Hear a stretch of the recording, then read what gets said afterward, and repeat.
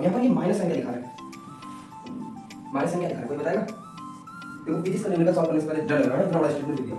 ठीक है, इसको देख के पहले ही आधे लोग तो बेहोश पड़े होंगे। इसने तो फाइनल वेलोसिटी की बात ही नहीं की रखी है, सिर्फ एक ही वेलोसिटी दे रखी है, फाइनल वेलोसिटी तो नहीं मिल रही हमको। अब कैसे सॉल्व करेंगे?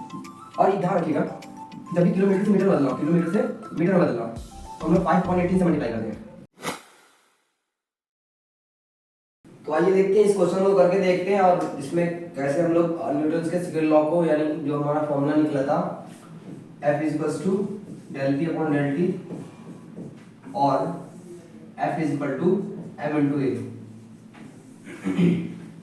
इसका यूज करके हम लोग कैसे इस क्वेश्चन को सॉल्व करने वाले हैं। ठीक है, तो किसी का भी यूज कर सकते हैं, मैं इसका यूज करके आपको इस फॉर्मूले को, यानी इस क्वेश्चन को, न्यूमेरिकल्स को सॉल्व करके दिखाता हूँ। ठीक है, आप इससे भी करेंगे, मैंने बताया कैसे करना है। ठीक है, चेंज इन मोमेंटम निकालना है, उसका फॉर्मूला मैंने लिखा था। ठीक है, नहीं देखा तो नोट कर लो।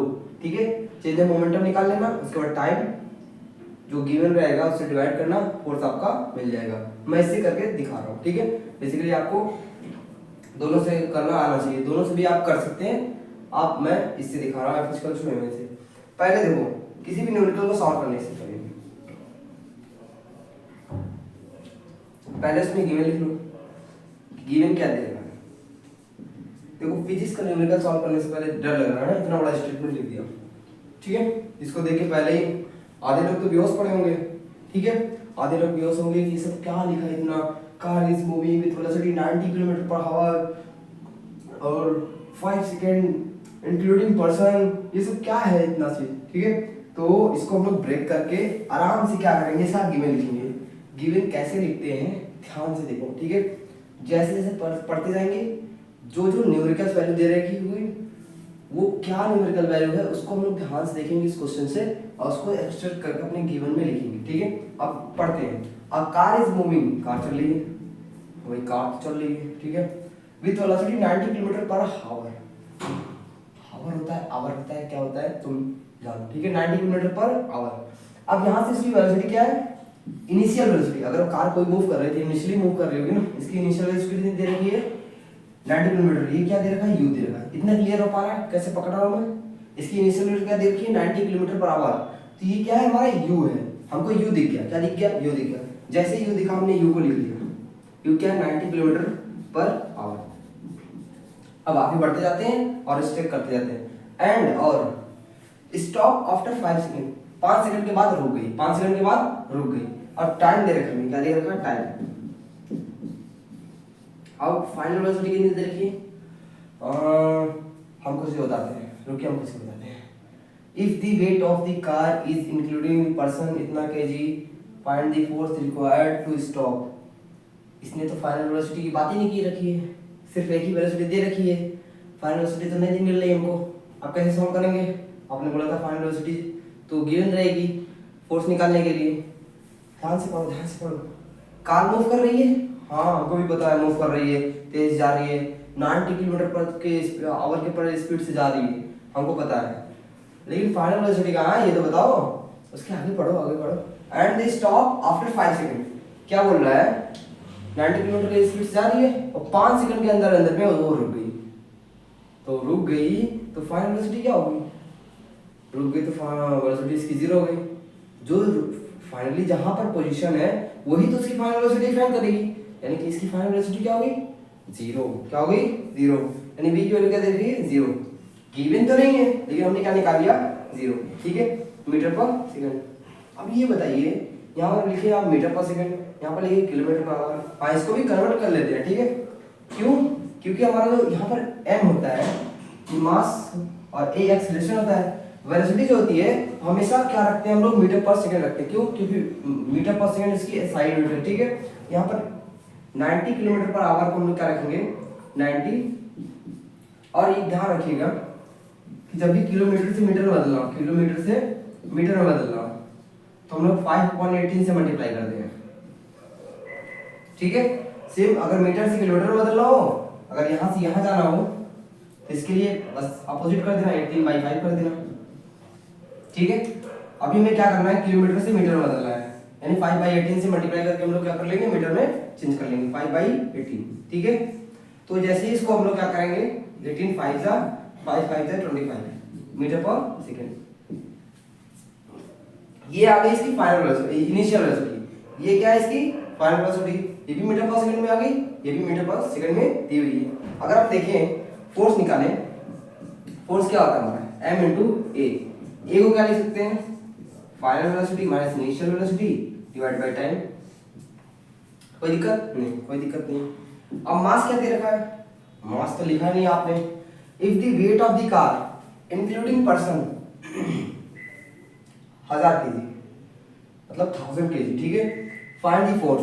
अब उसने क्या बोला है, मास कितना है 1000 kg। अच्छा 1000 kg दे रखा है, यहाँ पर ये इंक्लूडिंग पर्सन क्या लिखा है, इसका मतलब तो समझ आ गया। यहाँ पर कार चल रही है तो बिना आदमी को तो चलेगी नहीं, ऐसा तो है नहीं इसके अंदर हमने ऑटोमेशन लगा के रखा है वो चल रही है अपने आप। अभी ऐसा तो हुआ नहीं है, कार चलाने के लिए आदमी तो चाहिए। अब आदमी के वेट को भी तो कार झेल रही है। अरे कार में बैठे हो, तुम्हारे वेट को नहीं झेल रही है, इसके वेट को भी इंक्लूड कर लिया है।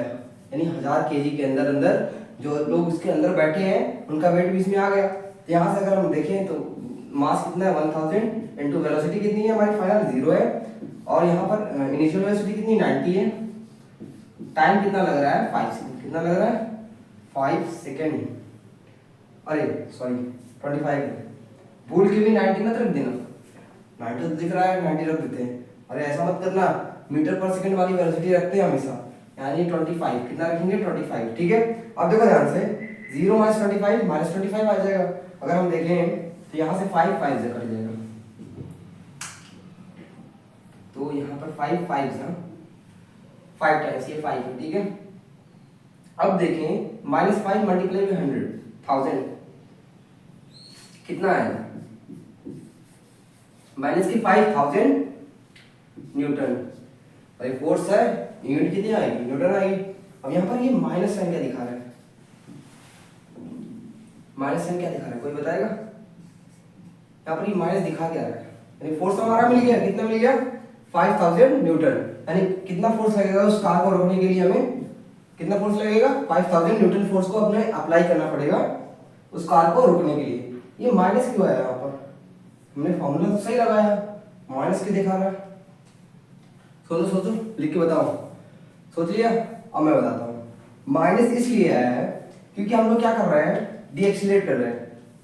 कार मूव कर रही है, एक्सीलरेट करते हैं तो कार की स्पीड बढ़ जाती है, कार तेजी जाती है, लेकिन कार को हम लोग रोक रहे हैं। कार को रोकने के लिए डीएक्सीलरेशन करना पड़ेगा, यानी उसके मूवमेंट के अपोजिट डायरेक्शन में फोर्स लगाना पड़ेगा।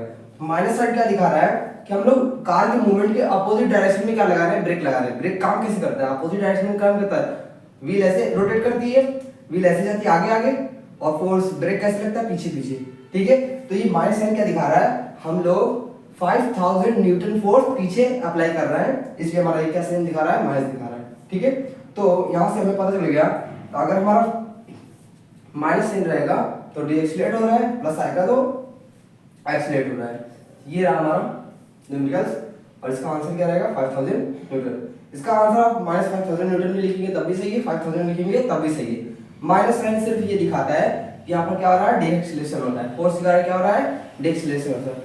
फोर्स का दो चीजें हो सकती है, या तो एक्सीलरेट हो सकता है या तो डीएक्सीलरेट हो सकता है। अगर मोशन की डायरेक्शन में है तो एक्सीलरेशन होगा, मोशन के अपोजिट है तो डीएक्सीलरेशन होगा, ठीक है। इसको नोट कर लीजिए।